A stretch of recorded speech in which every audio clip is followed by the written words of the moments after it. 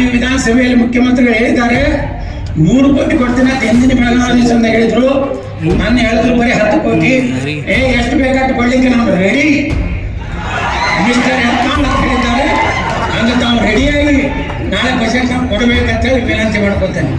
ವೇದಿಕೆ ಮೇಲೆ ಉಪಸ್ಥಿತರುವಂತ ಎಲ್ಲ ಅವರ ಸರ್ಕಾರದ ಗೌರವಾನ್ವಿತ ಸಚಿವರುಗಳೇ, ಎಲ್ಲ ಗುರುಗಳೇ, ನಮ್ಮ ಜಿಲ್ಲೆಯ ಉಸ್ತುವಾರಿ ಸಚಿವರಾದಂತಹ ಡಾಕ್ಟರ್ ಎಂ ಬಿ ಪಾಟೀಲ್ ರೇ, ನಾನು ವಿಜಯಪುರ ಜಿಲ್ಲೆಯ ಜನತೆಯ ಪರವಾಗಿ ಹೃತ್ಪೂರ್ವಕವಾದಂತಹ ಕೃತಜ್ಞತೆಗಳನ್ನ ಈ ಸಂದರ್ಭದಲ್ಲಿ ಸಲ್ಲಿಸ್ತೇನೆ. ಯಾಕಂದ್ರೆ ಯಾರು ಒಳ್ಳೆ ಕೆಲಸ ಮಾಡಿರ್ತಾರೆ ಅವ್ರಿಗೆ ಅಭಿನಂದನೆಯನ್ನು ಹೇಳಬೇಕಾಗಿದ್ದು ಧರ್ಮ.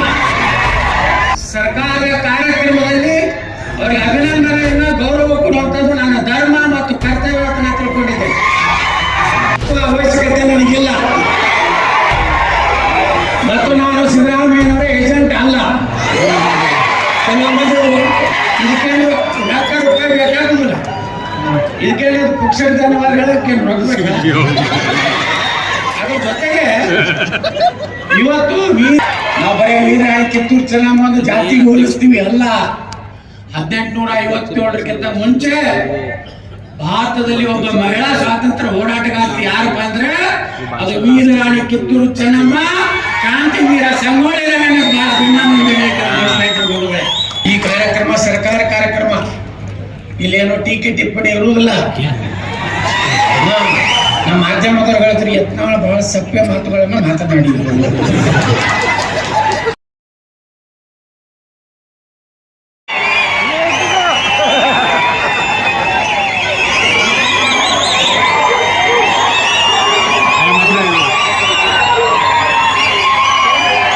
ಭಾರತ್ ಮಾತಾ ಕಿ. ವಿಜಯಪುರ ಜಿಲ್ಲೆಯ ವಿವಿಧ ಯೋಜನೆ ಮತ್ತು ಕಾಮಗಾರಿಗಳ ಉದ್ಘಾಟನೆ ಹಾಗೂ ಶಂಕುಸ್ಥಾಪನೆ ಸಮಾರಂಭದ ಉದ್ಘಾಟಕರು ಕರ್ನಾಟಕ ಗಣ ಸರ್ಕಾರದ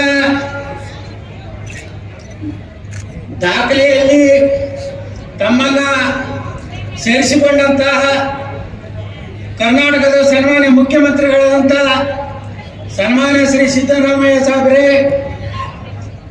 ವೇದಿಕೆ ಮೇಲೆ ಉಪಸ್ಥಿತರುವಂತ ಎಲ್ಲ ಅವರ ಸರ್ಕಾರದ ಗೌರವಾನ್ವಿತ ಸಚಿವರುಗಳೇ,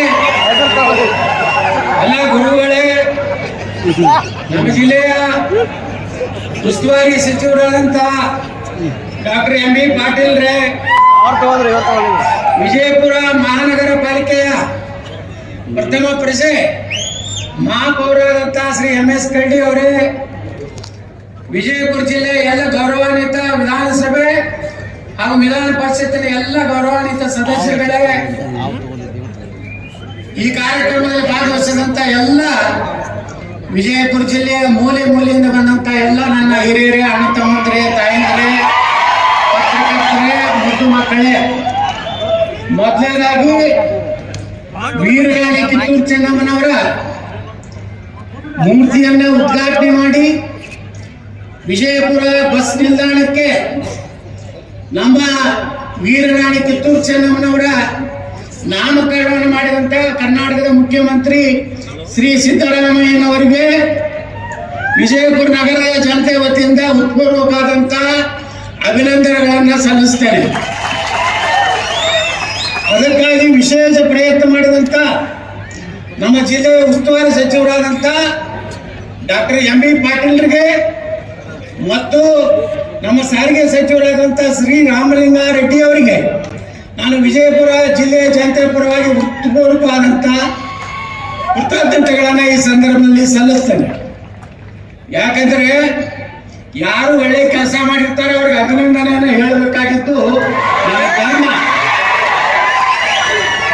ನನ್ನ ಸಂಸ್ಕಾರ ಏನ್ ಕಲಿಸಿದೆ ಅಂದ್ರೆ, ಇವತ್ತು ಸಿದ್ದರಾಮಯ್ಯನವರು ಒಳ್ಳೆ ಕೆಲಸ ಮಾಡಿದಾಗ ಸರ್ಕಾರ ಕಾರ್ಯಕ್ರಮದಲ್ಲಿ ಅವ್ರಿಗೆ ಅಭಿನಂದನೆಯನ್ನ ಗೌರವ ಕೊಡುವಂಥದ್ದು ನನ್ನ ಧರ್ಮ ಮತ್ತು ಕರ್ತವ್ಯ ಅಂತ ನಾನು ತಿಳ್ಕೊಂಡಿದ್ದೆ. ಅವಶ್ಯಕತೆ ನನಗಿಲ್ಲ ಮತ್ತು ನಾನು ಸಿದ್ದರಾಮಯ್ಯನವರ ಏಜೆಂಟ್ ಅಲ್ಲ. ಕೆಲವೊಂದು ಹೇಳ್ಕೊತಾರೆ ನನ್ನ ಮೇಲೆ ಸಿದ್ದರಾಮಯ್ಯ ಏಜೆಂಟ್. ಎಂದೂ ಅವ್ರ ಬಳಿ ಹೋಗಿಲ್ಲ ಮುಖ್ಯಮಂತ್ರಿ ಬಳಿ. ಆದ್ರೆ ಒಳ್ಳೇದು ಮಾಡಿದಾಗ ಅವಾಗ ಕೆರೆ ತುಂಬ ಕಾರ್ಯಕ್ರಮ ಮಾಡಿದ್ರು. ಬೇಗಂ ತಲಾವ್ ಕೆರೆಯಲ್ಲಿ ತಾವು ಮುಖ್ಯಮಂತ್ರಿ ಇದ್ದಾಗ MLC ಆಗಿದ್ದೆ. ಅವಾಗ ನಿಮ್ಗೆ ಅಭಿನಂದನೆಗಳನ್ನ ಧನ್ಯವಾದಗಳನ್ನು ನಾನು ಸಲ್ಲಿಸಿದ್ದೇನೆ.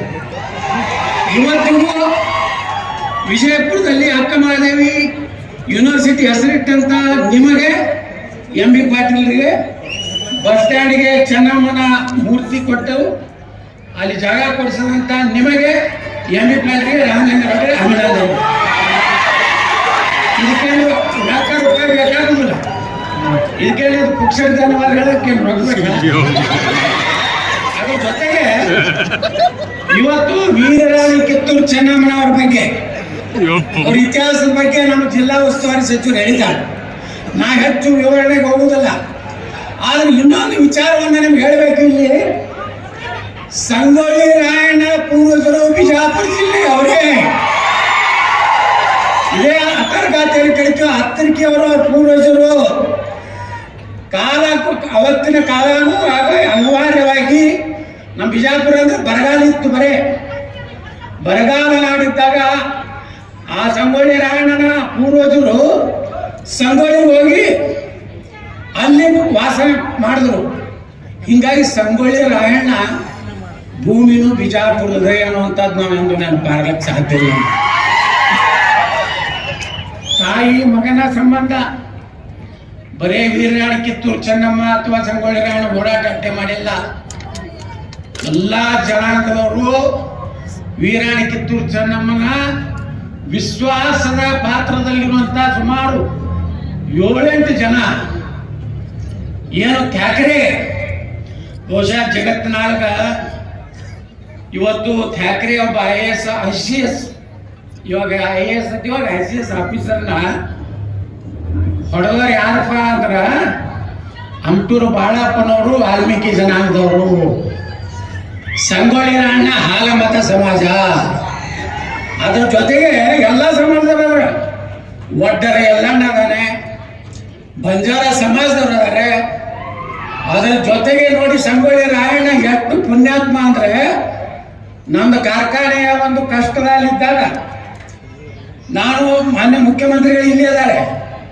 ನಾನು ಬೆಳಗಾವಿ ಅಧಿವೇಶನ ಹೋದ ವರ್ಷ ಮುಗಿಸ್ಕೊಂಡು ಸಂಗೊಳ್ಳಿ ರಾಯಣ್ಣನ ಒಂದು ಪವಿತ್ರವಾದಂತ ಗಲ್ಲಿಗೇರಿಸಂತ ಸ್ಥಳಕ್ಕೆ ಹೋಗ್ಬೇಕಂತ ಹೋದೆ.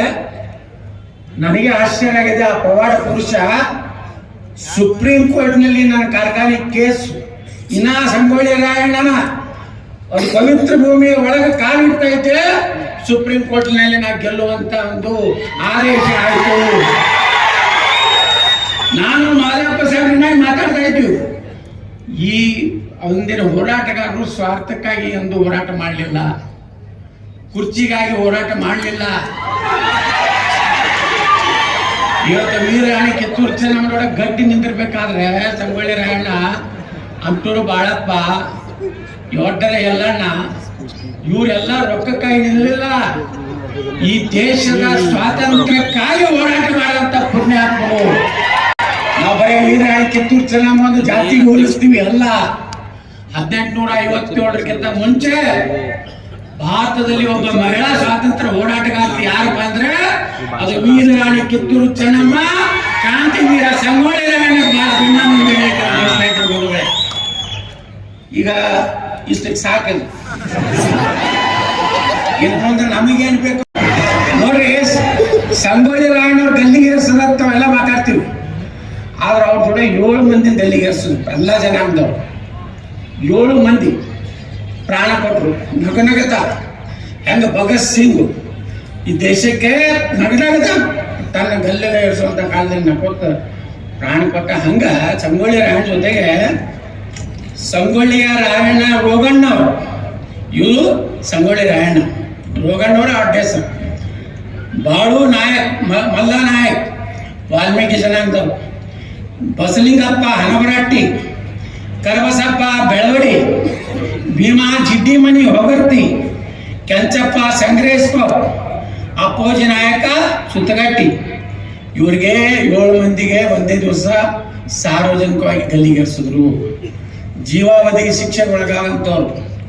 ರುದ್ರಾ ನಾಯಕ್, ನೀಲಾ ನಾಯಕ್ ಬೆಳವಡಿ, ಎಲ್ಲಾ ನಾಯಕ್ ಬೆಳವಡಿ, ಅಪ್ಪುಮಣಿ ತಿಗಡೊಳ್ಳಿ, ರಾಣೋಜಿ ಕೊಂಡ, ಮಜ್ಜಿಗವಾಡ, ಕೋನೇರಿ ಟೋಪಿನಕಟ್ಟಿ, ನೇಮಣ್ಣ ಕೊಡಚೋಳ. ನೋಡ್ರಿ, ಅವ್ರು ಯಾರು ಹೆಸರು ಇಲ್ಲ, ಅವ್ರದ್ದು ಎಲ್ಲಿ ಫೋಟೋ ಇಲ್ಲ. ಆದ್ರೂ ನಾವೆಲ್ಲ ಇವತ್ತು ನೆಮ್ಮದಿಯಿಂದ ಈ ದೇಶನಾಗ ಇರ್ಬೇಕಾದ್ರೆ ಅಂತ ಪುಣ್ಯಾತ್ಮರ ಪಾದ ಕಮಲಗಳಿಗೆ ನಾವು ನಮಸ್ಕಾರ ಮಾಡಿ ಇವತ್ತು ಈ ಕಾರ್ಯಕ್ರಮ ಸರ್ಕಾರ ಕಾರ್ಯಕ್ರಮ, ಇಲ್ಲೇನೋ ಟೀಕೆ ಟಿಪ್ಪಣಿ ಇರುವುದಿಲ್ಲ.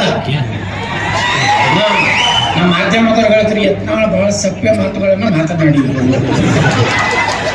ಅದಕ್ಕೆ ನಾವು ಮಾನ್ಯ ಮುಖ್ಯಮಂತ್ರಿಗಳಿಗೆ ವಿನಂತಿ ಮಾಡ್ಬೋದೇನಂದ್ರೆ, ನಮ್ಮ ವಿಜಯಪುರ ನಗರಕ್ಕೆ ಇವತ್ತು ಸುಮಾರು 160 ಕೋಟಿ ರೂಪಾಯಿ ಒಂದು ಫ್ಲೈಓವರ್ ಆಗಬೇಕಾಗಿದೆ.